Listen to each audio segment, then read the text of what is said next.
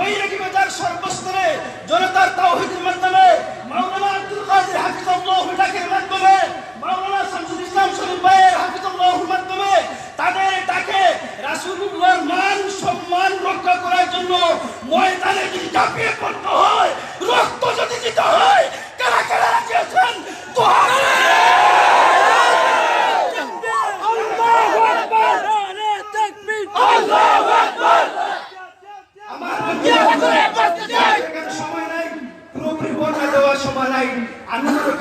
আজকের বিষয়টা আমাদের ভালো করে বুঝে এসেছে।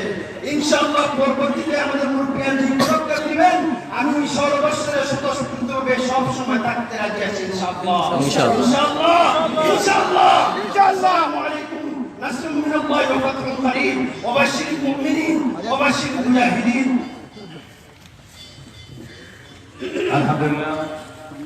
বিক্ষুব্ধ দল জনতা এবারে আপনাদের সামনে বক্তব্য নিয়ে আসছেন ঐতিহ্যবাহী বারৈগ্রাম ফুরকানিয়া ইসলামী মাদ্রাসার সুনামধন্য শিক্ষক হযরত মাওলানা শিহাবউদ্দিন সাহেব। হযরত মাওলানা শিহাবউদ্দিন সাহেব। আসসালামু আলাইকুম ওয়া রাহমাতুল্লাহি ওয়া বারাকাতুহু। আজকের প্রতিবাদ সভা এবং উপজেলার সম্মানিত সভাপতি, উপস্থিত আছেন উলামায়ে কেরাম, নবিয়ায়ে কেরাম এবং সর্বস্তরের প্রবীণ জনতা। আমার বক্তব্যের আগে আপনাদের বিশেষ দাওয়াত দিতে চাই আমাদের মাদ্রাসার পক্ষ থেকে।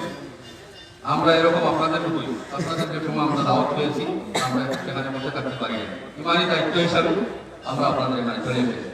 আপনাদের আগে আমি মেসেজ দিতে চাই, আমরা বারৈগ্রাম ফুরকানিয়া ইসলামী মাদ্রাসা সহ তৌহিদি জনতার সামিল আগামী বৃহস্পতিবার সকাল 10টায় আমাদের মুকদ্দাস মিশনের সামনে মেইন রোড, এখানে প্রতিবাদী মিছিল, প্রতিবাদী সঙ্গীত এবং মানববন্ধনের আমরা আয়োজন করেছি।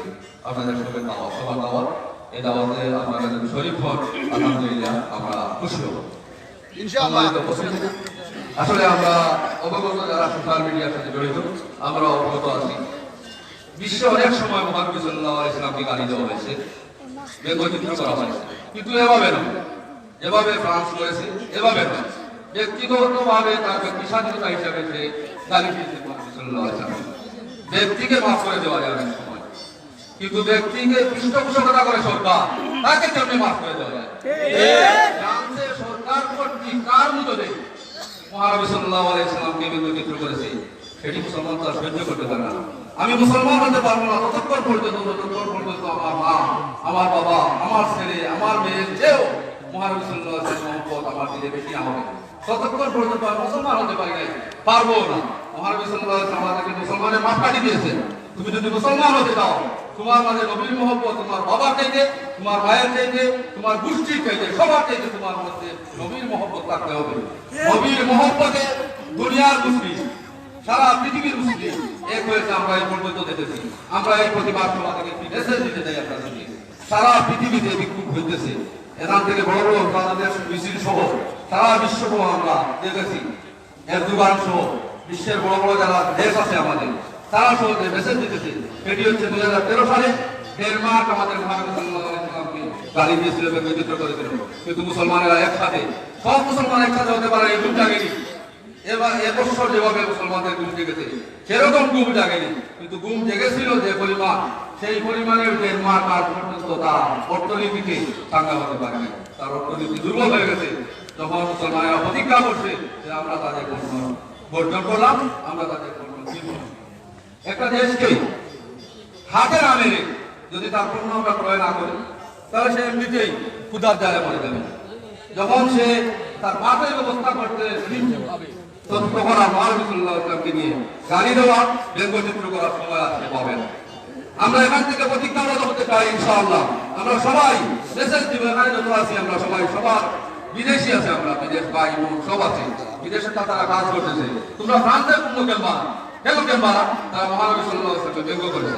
সেটিতে যদি আমরা আমাদের ইমানি দায়িত্ব হিসাবে আমরা মেসেজ করি, এখানে যুবক ভাইরা আছে, সবাই মেসেঞ্জার চালায়, সবাই মোবাইল চালায়, সবাই ইন্টারনেট চালায়, ইন্টারনেটের মাধ্যমে আমরা ফ্রান্সের পণ্য বর্জন করবো, তখন দেখবে তাদের কি হয়।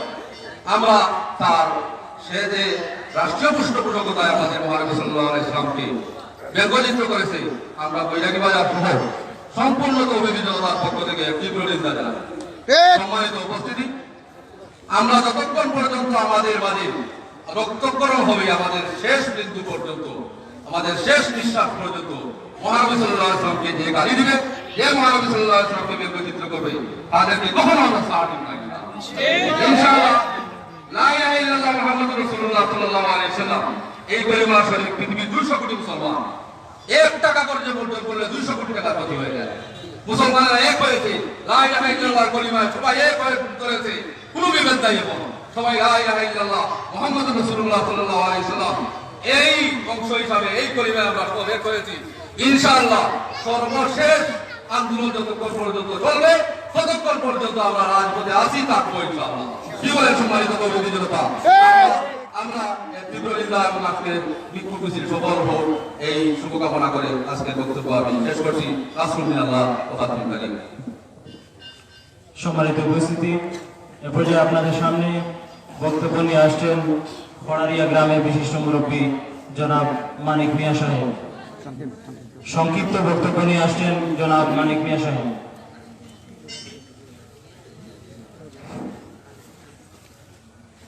সর্বকালের সর্বশ্রেষ্ঠ মানব বিশ্বনবী হযরত মুহাম্মদ সাল্লাল্লাহু আলাইহি ওয়াসাল্লামকে নিয়ে ফ্রান্স সরকার কর্তৃক রাষ্ট্রীয়ভাবে কটূক্তি এবং ব্যঙ্গচিত্র বারবার প্রদর্শনের মাধ্যমে মুসলমান জাতির বুকে যে আঘাত এবং যে ঘৃণা সৃষ্টি করেছে, এই প্রতিবাদ সভার সম্মানিত সভাপতি বারোগ্রাম ফুরকানিয়া মাদ্রাসা থেকে আগত সম্মানিত উস্তাদবৃন্দ, জামিয়া ইসলামিয়া মুজাহিদ সুন্নাহ মাদ্রাসা থেকে আগত